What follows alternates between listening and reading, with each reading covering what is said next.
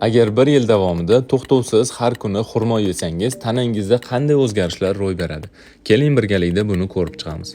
Atigi bir haftadan so'ng xotirangiz shunaqa o'tkirlashadiki, hatto unutib yuborgan telefon raqamlaringiz qaytadan yodingizga keladi. Budilnikni esa pensiyaga chiqarib yuborsangiz ham bo'laveradi. Chunki sizni energiyangiz sizni ertalab budilnikdan oldin turg'izadigan darajada ko'payadi. Sport ozuqalari va har xil vitaminlarni ham unutasiz.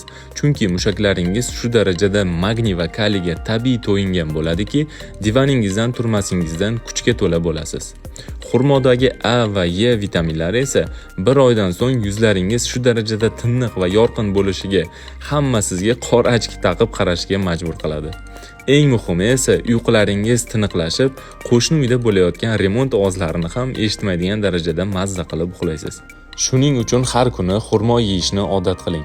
Payg'ambarimiz ham bekorga xurmoni sevib iste'mol qilmaganlar.